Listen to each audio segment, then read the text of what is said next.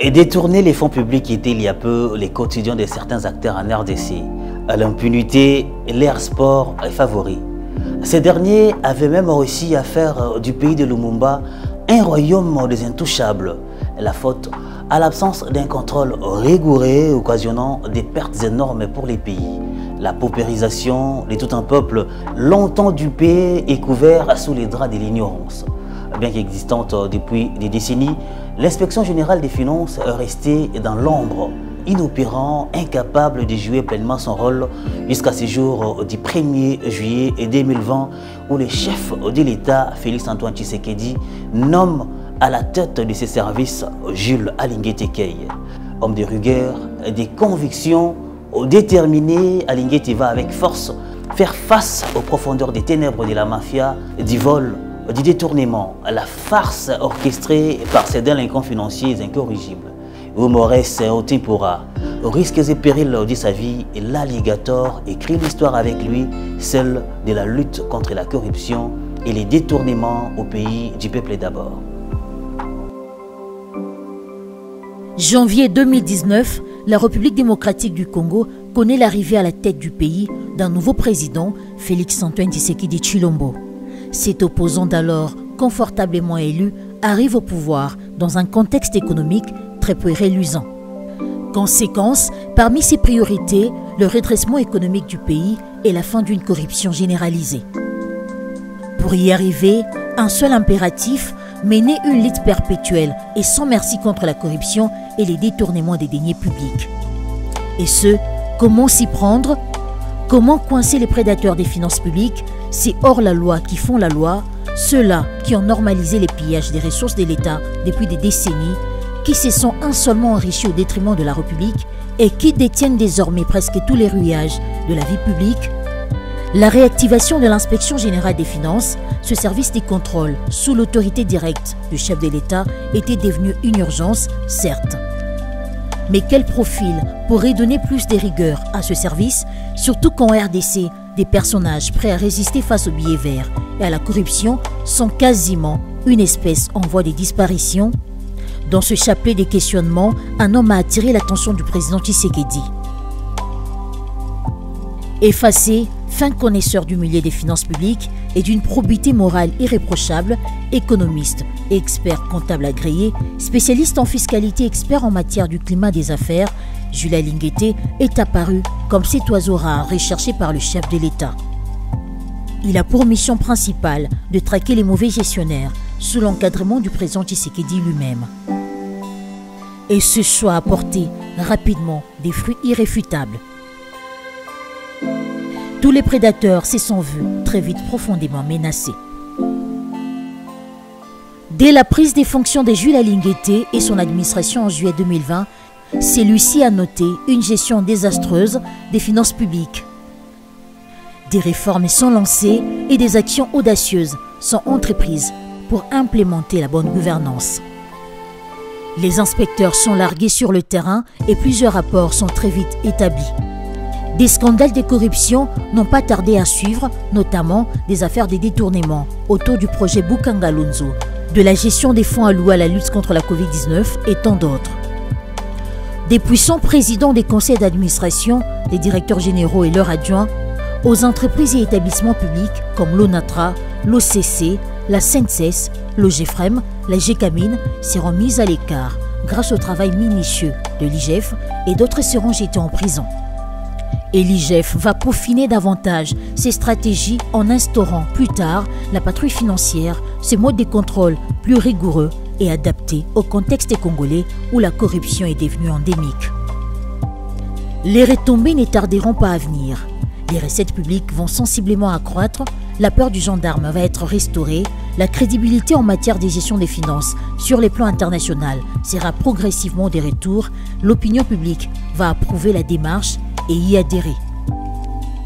Plusieurs grands projets comme la gratuité de l'enseignement ou la couverture santé universelle dans son volet gratuité de la maternité vont bénéficier de l'encadrement avec succès de l'IGF.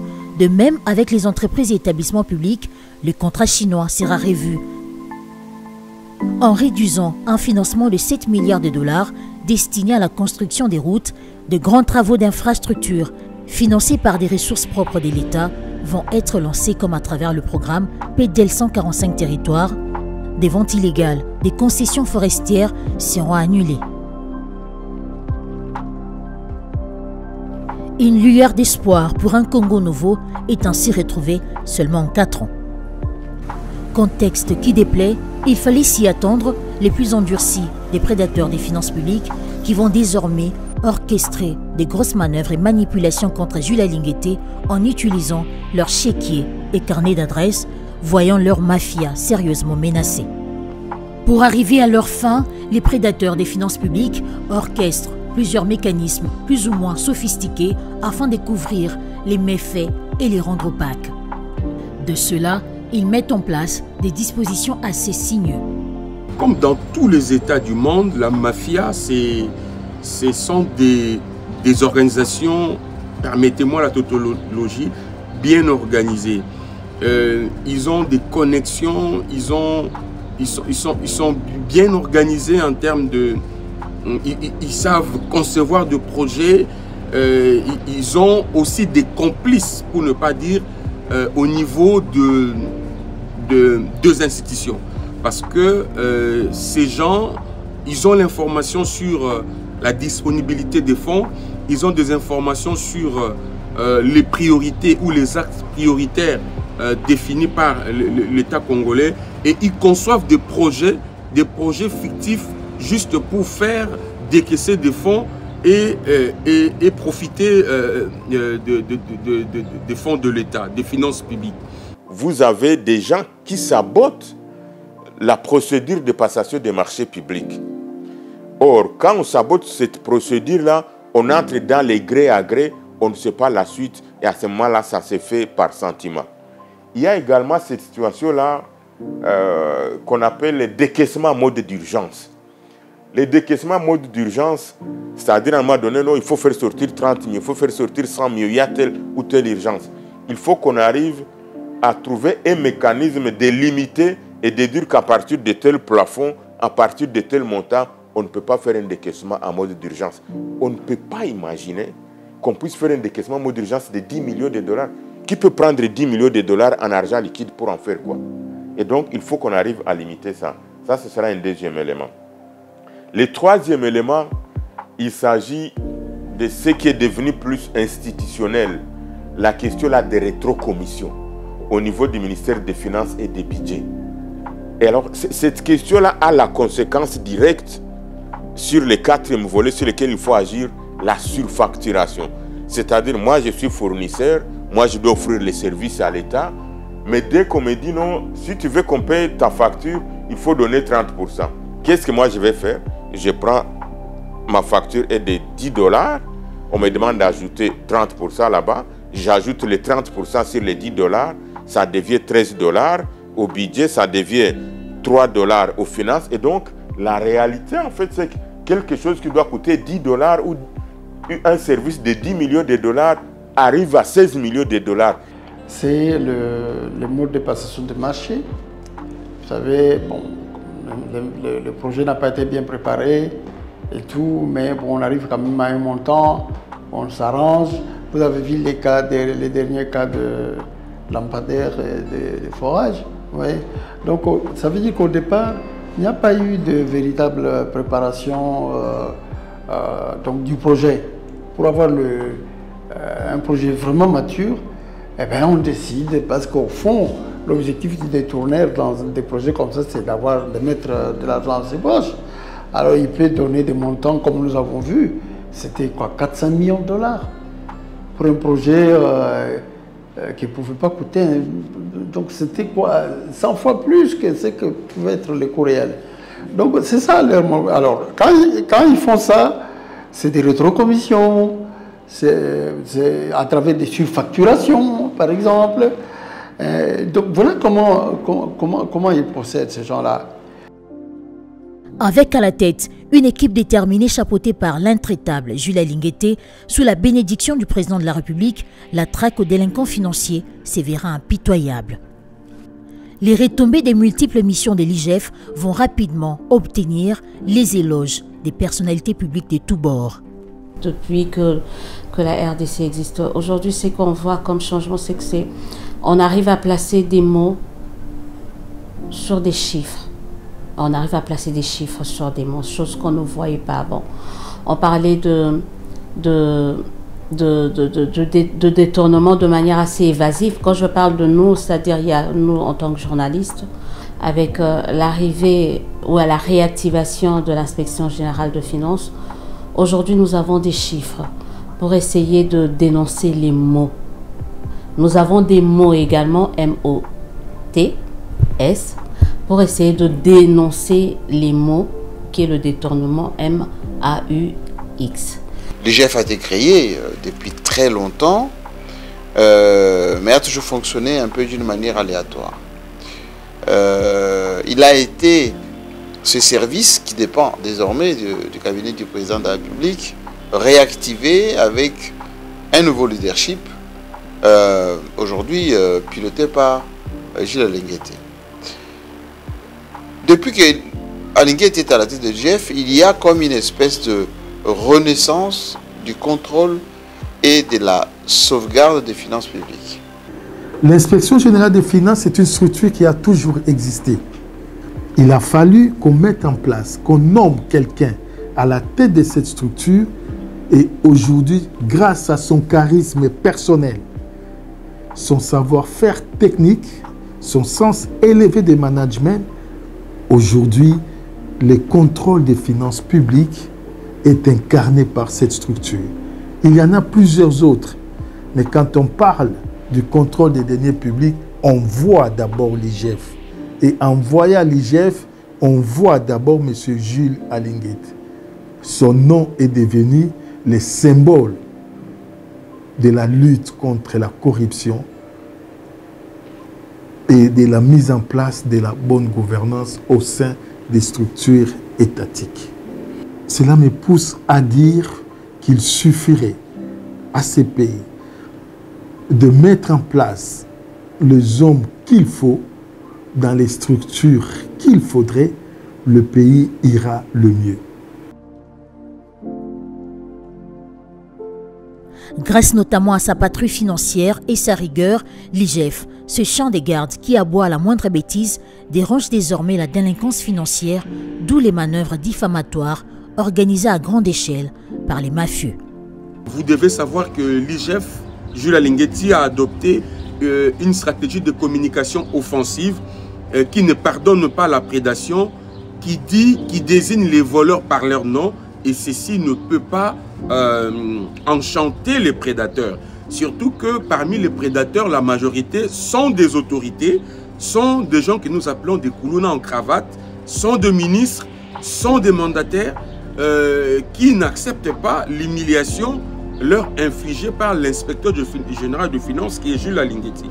Et il est tout à fait normal qu'aujourd'hui, attaquer Jules Alingueté qui porte les combats, qui porte la vision du chef de l'État en matière de lutte contre la corruption, parce qu'on sait que si on fait tomber celui-là, effectivement, on fait écrouler toute l'architecture battue pour lutter contre la corruption et le détournement de deniers publics en République démocratique du Congo.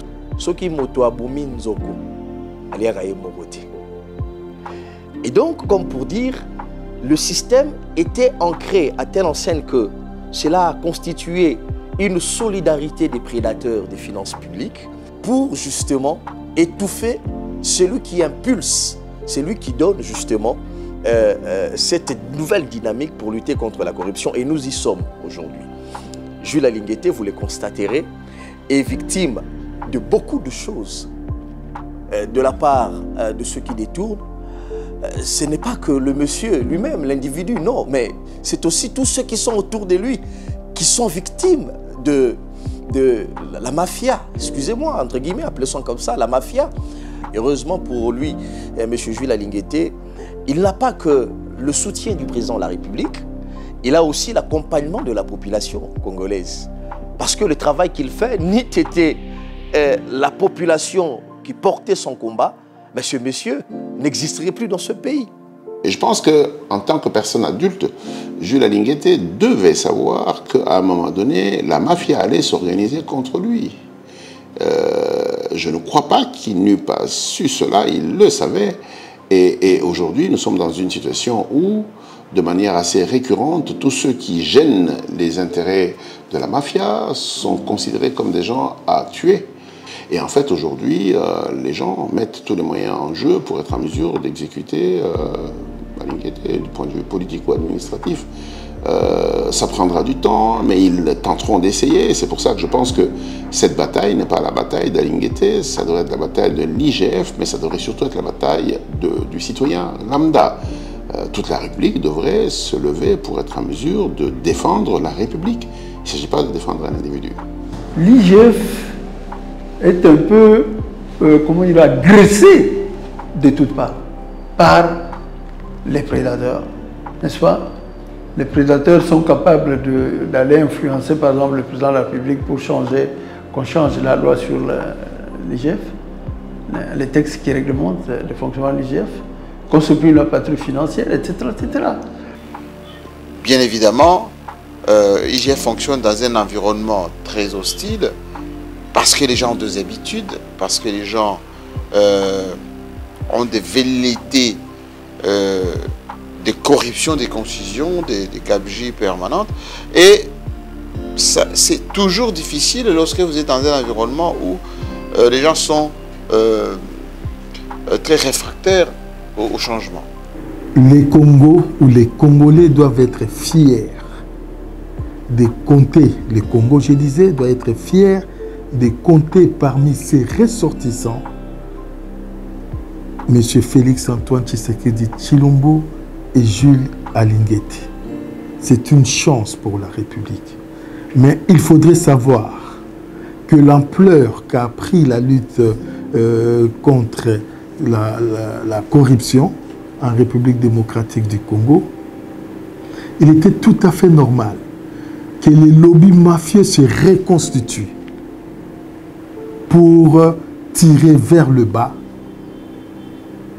cet espoir du peuple congolais de voir son pays être bien géré.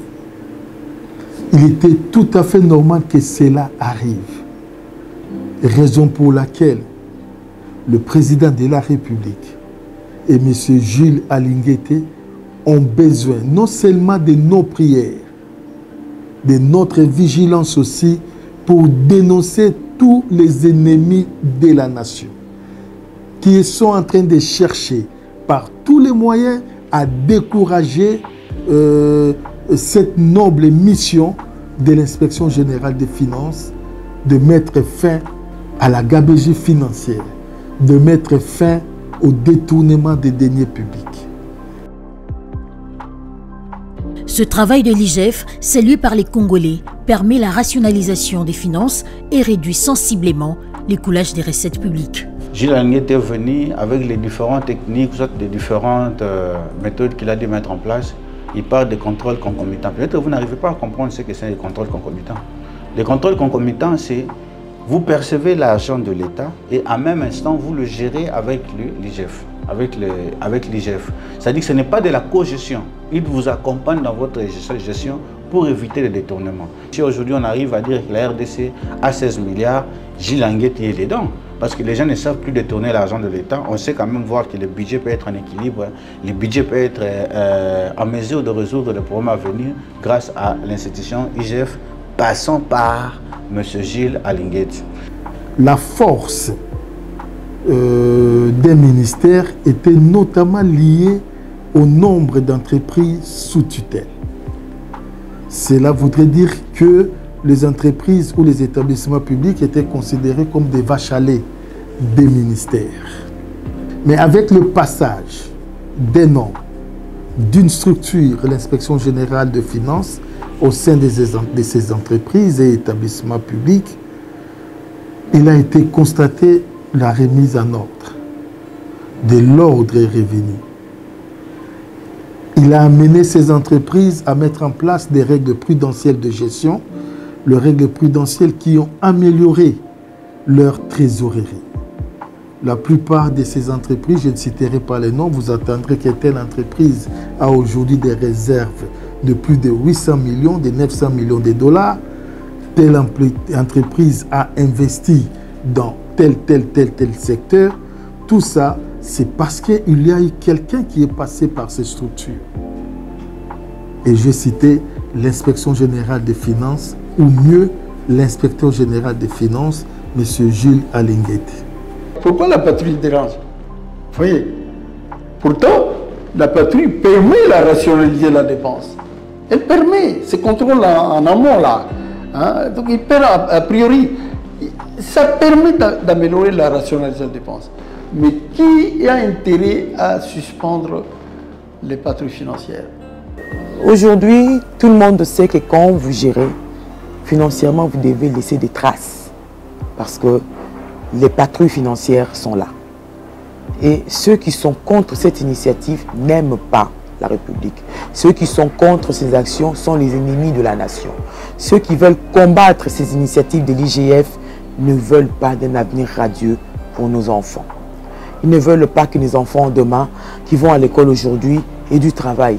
Qu'ils aient un pays riche, pas seulement riche en termes de potentiel, mais un pays riche, au vrai sens du mot, où l'éducation est accessible à tout le monde, l'enseignement n'est pas un luxe, où se nourrir n'est pas un luxe non plus. Et donc, ceux qui combattent ces actions ne veulent pas du Congo, ne veulent pas du bien de ce pays. À son actif depuis juillet 2020, des rapports précis qui ont bougé les lignes dans divers secteurs, notamment la santé, l'éducation, mais aussi les mines. Grâce à ce travail titanesque, Jules Alinguete fait trembler les prédateurs. Après un certain temps, qu'est-ce qu'on a constaté avec l'arrivée du pouvoir du président Fachi? On se rend compte que l'IGF a gagné en termes de reconnaissance nationale et internationale. À travers son travail, il permet aussi au pays d'identifier leurs responsabilités et à récupérer les fonds illégalement acquis. Ça, c'est dans un premier temps un plus grand travail que l'IGF a abattu. Il a aussi de renforcer la transparence. Quand on dit renforcer la transparence, c'est comme s'il a aussi joué sur la qualité des institutions. S'il faut qu'on parle du parcours depuis qu'il est là, à la tête de l'IGF, et depuis que cet IGF est là sous Alinguete, c'est des gens traqués. Il a traqué Willy Bakonga, qui était en prison. Il a traqué avec le dossier Covid, Eteni Longondo, le DG des Sokok, le DG de l'OVD. Il a traqué avec le dossier communière. Tous les dossiers que je vous dis, c'est des millions de dollars. Dossier communière, plus de 100 millions de dollars, avec la ministre du portefeuille de l'époque, Adel Kaïnda. Il a traqué les PST, 16 millions et autres, avec Tony Mwaba. Il a secoué Matata Pogno avec Bukanga Lonzo. Aujourd'hui, le voleur de la République, le voleur national, Saint-Nicolas, le contrat qu'on a signé avec les Chinois vont ajouter 7 milliards de dollars américains. Ces 7 milliards-là va construire la route Kalamambouji, dont l'argent a été détourné par eux-mêmes, les Kassaïens, les routes au nord Kivu, sud Kivu. C'est un homme. C'est un homme qui, depuis que l'IGF existait, il y avait une construction normale de l'IGF. L'IGF aujourd'hui est un bâtiment de, je crois, 8-9 niveaux. Un bâtiment ultra moderne. Mais les bilans qu'on puisse faire de l'IGF, est-ce qu'aujourd'hui, il y a la peur du gendarme, il y a une espèce d'appréhension de la corruption, mais aussi, avec les temps, si la justice joue son rôle, l'IGF pourrait jouer un rôle en quelque sorte d'assainissement, à la fois des mentalités, mais aussi des finances publiques. C'est vrai, on jette des pierres que contre un fruit bien mûr. Au-delà d'être acteur de la société civile, je suis défenseur des droits humains. La vie humaine reste sacrée. Et donc, ceux qui veulent attenter à la vie de Jules Alinguete, sur la personne physique, il faut dénoncer, il faut décourager ça. Et je pense qu'ils pourront trouver tous les acteurs des droits humains et les défenseurs de la vie humaine sur leur chemin. Et donc, d'emblée, je ne peux pas cautionner qu'on puisse chercher à mettre la vie de quelqu'un en danger. C'est vouloir effectivement faire un coup fatal sur la lutte contre les fléaux qui gangrènent ces pays. Et donc, nous ne pouvons pas encourager ça. Nous dénonçons cela et nous pensons qu'il faut plus les soutenir. Et je crois que la lutte contre la corruption, contre le détournement doit être une affaire de tous. ce n'est pas une affaire d'un camp contre un autre parce qu'il en va de l'avenir du développement de notre pays.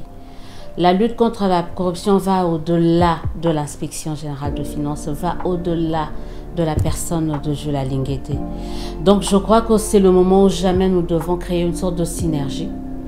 Parce qu'aujourd'hui, toi, tu peux être journaliste, tu peux être politique, tu peux être, on te donne, tu veux être influenceur, on te donne $100, 200, 2000, on te donne même beaucoup d'argent pour essayer de scier cette branche-là, pour essayer de t'attaquer à cette lutte. Mais dans l'autre temps, tu oublies que tu as des frères, tu as de la famille qui, eux, sont en train de payer, qui risquent de faire le frais de ces détournements, de la corruption.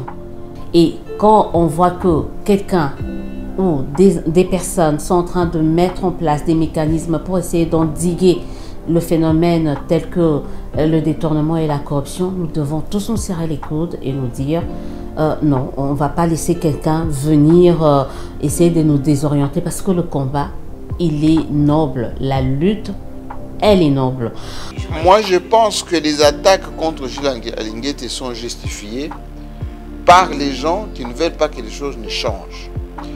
Ces attaques, c'est la preuve qu'Alinguété fait du bon travail.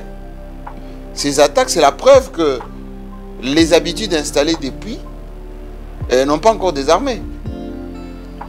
Mais le premier allié d'Alinguété, c'est la population, c'est la nation congolaise. Il a été complété aujourd'hui par la communauté internationale, par les institutions internationales, par toutes ces structures qui sont à travers le monde, qui permettent à ce qu'un pays soit fréquentable, notamment avec ce qu'on appelle les climats des affaires, d'avoir la bonne gestion, d'avoir une gouvernance crédible. Il n'a pas à se décourager parce qu'il est attaqué, il n'a pas à se décourager parce que les gens l'insultent ou fomentent des histoires qui ne tiennent pas debout.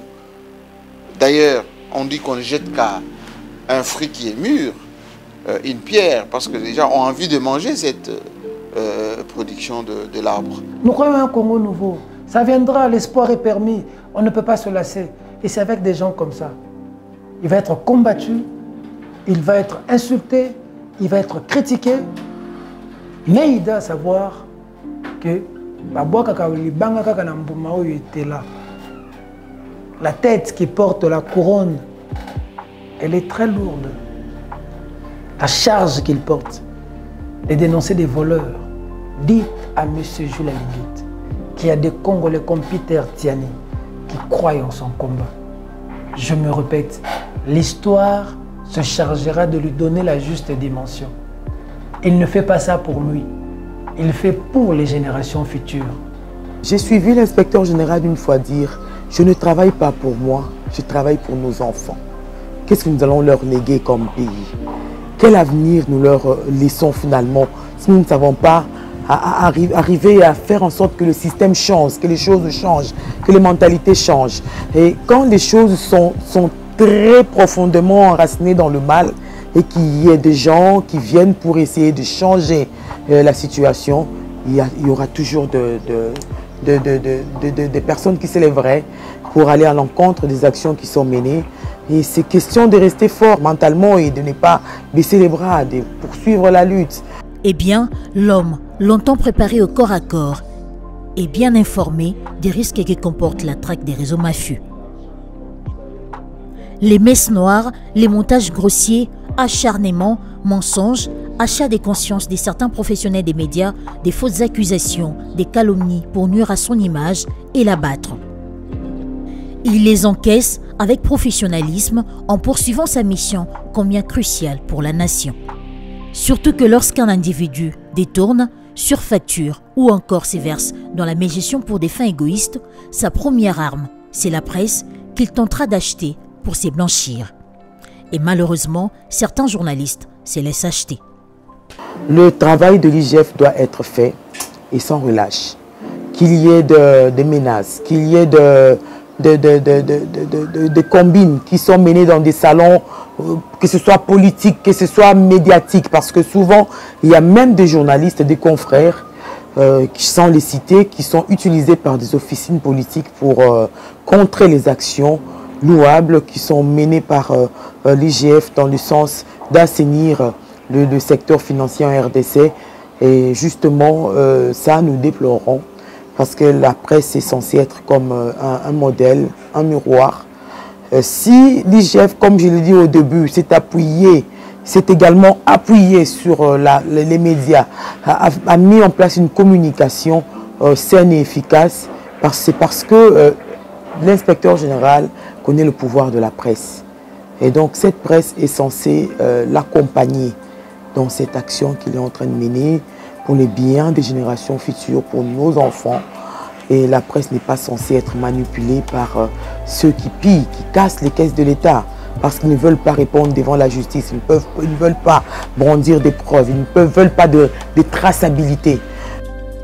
C'était prévisible pour les esprits avertis, ceux qui ont regardé la mafia sicilienne, ceux qui ont regardé la mafia au Cuba, etc., ils savent que celui qui traque les détourneurs des deniers publics, parce qu'on parle des milliards et des millions ici, ils ont toujours été victimes de ces gens-là, mais heureusement que rien ne peut ébranler cette dynamique ou cette volonté de l'inspection générale des finances. Ce sont des machinations, je parlais de faux documents inventés, je parlerai d'un documentaire, je ne dirais même pas que c'est un documentaire parce que nous sommes journalistes, on le sait que lorsqu'on parle d'un documentaire ou une enquête, il y a un élément important qui se dégage, c'est le recoupement, la confrontation des sources. Mais on a vu des individus depuis leur bureau aller questionner un même son des cloches, mettre en accusation des acteurs qui nous aident justement, moi j'utilise l'anecdote, mettre en accusation le chien qui aboie lorsque le voleur atterrit dans une parcelle. On veut abattre le chien pour justement laisser libre champ au voleur. Un monsieur qui soutient des voleurs de la République est un délinquant. Il y a des éléments importants pour ceux qui ont des notions journalistiques. Dans l'enquête, la confrontation des sources, le recoupement, c'est des éléments primordiaux dans une enquête. Mais au-delà de ça, vous savez, dans ce que nous faisons comme travail, nous avons l'obligation de respecter certains principes journalistiques. Nous avons l'obligation de respecter l'éthique et la déontologie. Et nous avons l'obligation de respecter un processus, s'agissant de certains genres. Dans ce qu'on peut voir piluler ça et là, non. À un certain moment, c'est là où on doit voir la différence entre ce que le travail que nous faisons en tant que journalistes et ce que d'autres peuvent arriver à faire juste pour nuire. Je ne pense pas que le rôle du journaliste est de travailler sous coupe ou de pratiquer la mendicité comme étant sa fonction principale pour exister. Moi, je suis président de l'Union de la presse ici à Kinshasa et j'ai toujours professé la pratique de ce métier avec beaucoup de professionnalisme, empreint de l'éthique et de l'anthologie professionnelle, mais également le privilège de la compétence. Et c'est celle la compétence qui peut donner la crédibilité à quelqu'un.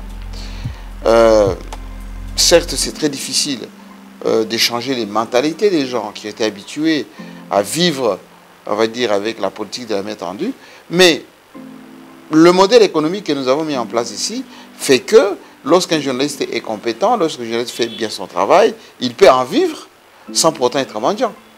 Et donc, il est évident qu'au fur et à mesure que la professionnalisation du métier s'installe, il va y avoir de moins en moins de mendiants. Il va y avoir de moins en moins de bricoleurs et des usurpateurs qui ne font que polluer ce métier au détriment même du quatrième pouvoir que nous sommes.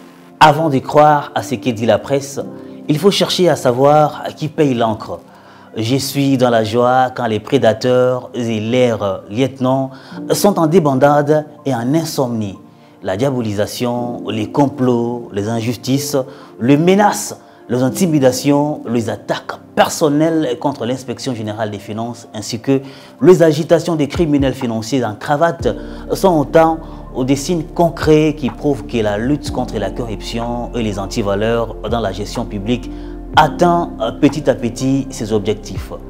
Rien, alors rien, ne pourra briser notre détermination à lutter contre les antivaleurs dans la gestion publique. l'avenir de notre pays en dépend. Et parole de Gilles Alinguete Keye.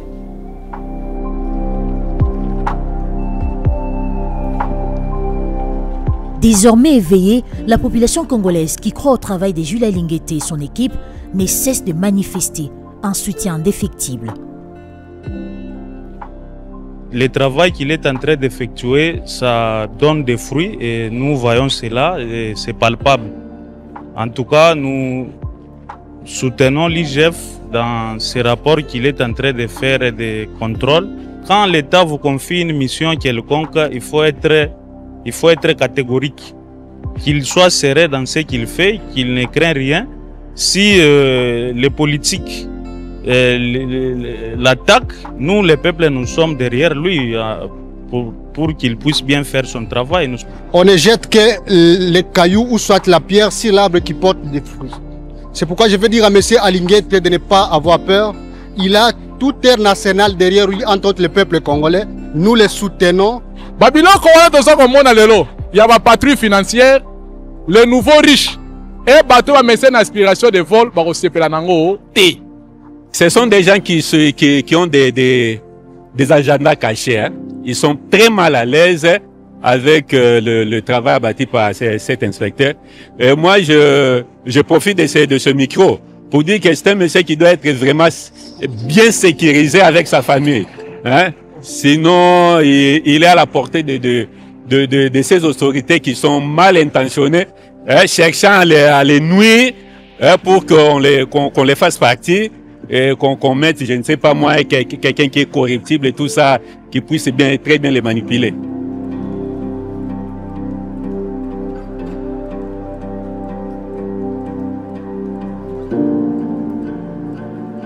Ce soutien populaire à l'action de l'IGF trouve un écho beaucoup plus large, à la fois en RDC et surtout à l'international. Une reconnaissance qui a dépassé les frontières nationales et qui a valu à Jules Alinguete les invitations dans les cadres nationaux et internationaux les plus sérieux, coiffés notamment par des récompenses prestigieuses. Monsieur Alinguete a été invité en 2022 au Parlement européen à Bruxelles et a obtenu la même année à New York les somptueux prix du célèbre magazine américain Forbes comme meilleur acteur de lutte contre la corruption à RDC. Il a été l'hôte au cours de plusieurs conférences internationales sur la bonne gouvernance, notamment à l'Université de Louvain à Bruxelles et à Pretoria en Afrique du Sud, où il a présenté devant le corps professoral des universités de Sorbonne, de Louvain, de Maryland et de Pretoria la situation de la lutte contre la corruption à RDC. Mais également en RD Congo, les reconnaissances et initiatives se sont multipliées. Meilleur prix Mwanamboka 2023 en parallèle des plusieurs diplômes de mérite, principal orateur à des grandes conférences scientifiques à l'Université de Kinshasa et à plusieurs autres institutions supérieures telles qu'IFASIC et IEC, auteur des campagnes de sensibilisation sur la lutte contre la corruption dénommée Journée d'échange citoyen à l'intention de toutes les couches sociales, acteur principal de la mise en œuvre du contrôle a priori dans les finances publiques congolaises, appelé patrouille financière, cette forme de contrôle qui fait trembler les prédateurs des finances publiques les plus endurcis. Dans le domaine de la traque des voleurs dans un pays, Jules Alinguete a laissé les noms dans les annales et l'IGF. Ça veut dire, c'est comme s'il était fait pour faire ce travail, sans flatterie. Nous sommes dans un monde où on connaît votre valeur lorsque vous n'existez plus. Les gens viendront avec des serments, avec des félicitations. Nous ne savons pas encourager et applaudir de leur vivant ceux qui font un bon travail. Moi, je reconnais la valeur de quelqu'un qui a fait un travail consistant. Nous devons tous reconnaître la volonté politique du chef de l'État, Félix Tshisekedi, qui a rendu possible la lutte contre la corruption en République démocratique du Congo. Jules Alinguete ne pouvait rien faire sans la volonté politique du chef de l'État.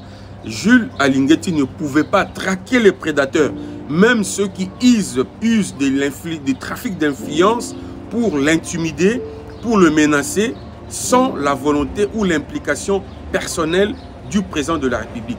C'est à Félix Tshisekedi qui revient le mérite de ces combats, parce que c'est lui qui a rendu possible l'effectivité de ces combats contre la corruption et les détournements au Congo grâce à sa volonté politique. Il faut d'ailleurs reconnaître que c'est même lui qui a fait le choix, qui a porté le choix sur Jules Alinguetti, et même c'est lui qui donne des injonctions et des instructions à l'IGF sur toutes les démarches initiées en termes de contrôle, d'audit et même des enquêtes initiées sur les soupçons de détournement des deniers publics.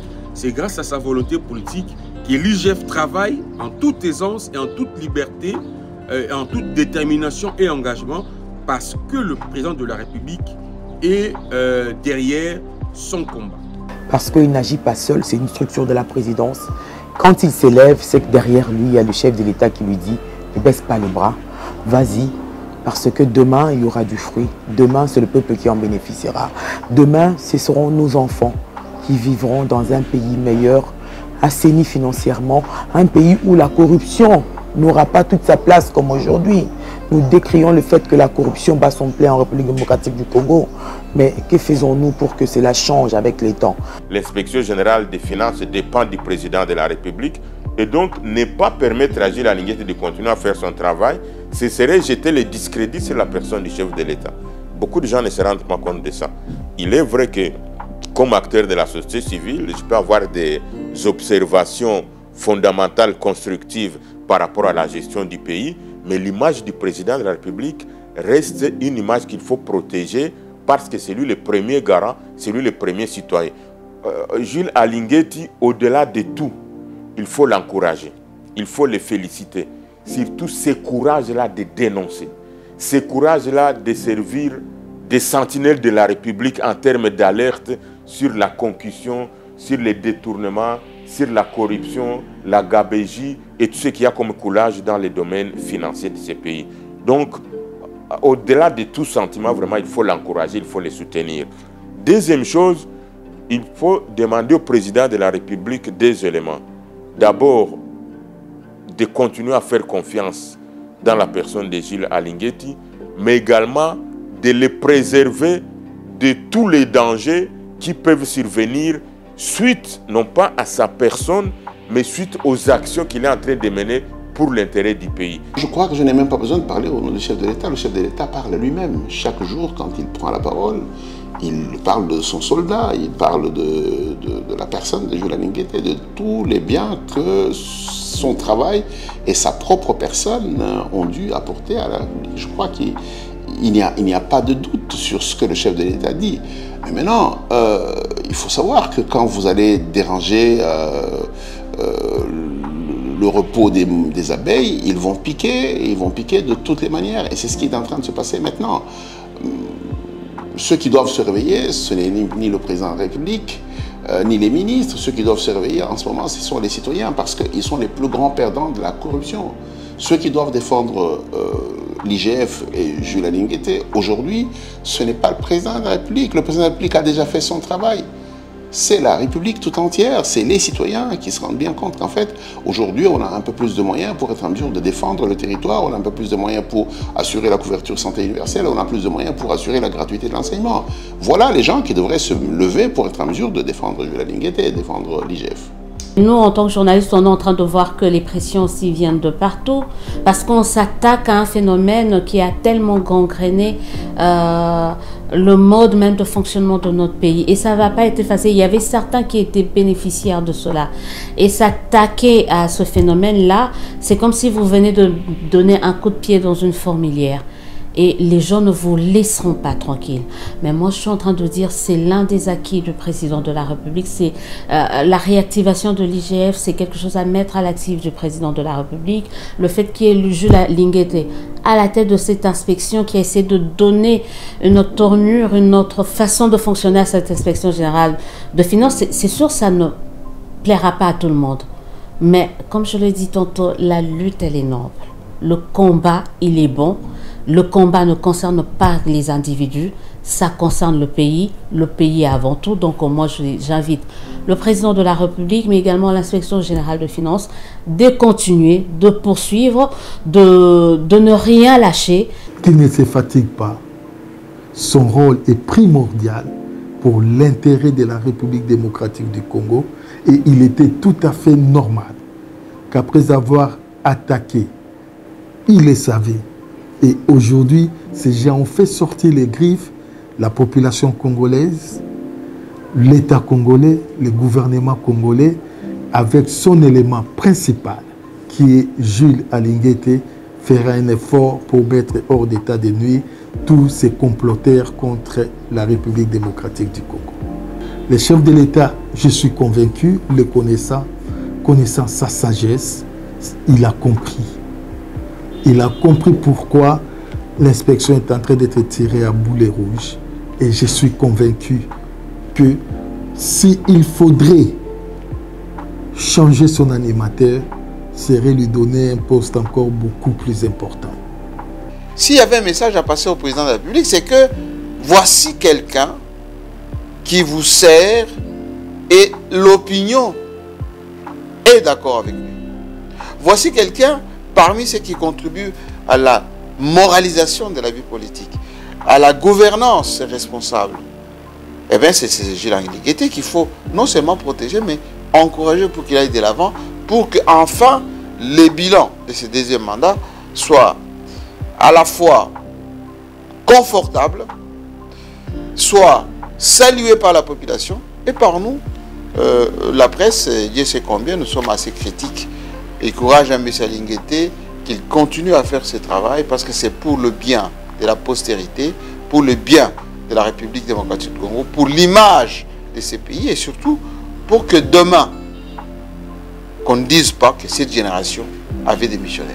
Si nous baissons le bras, nous risquons demain de perdre ce pays parce que nous avons été complaisants face à la prédation.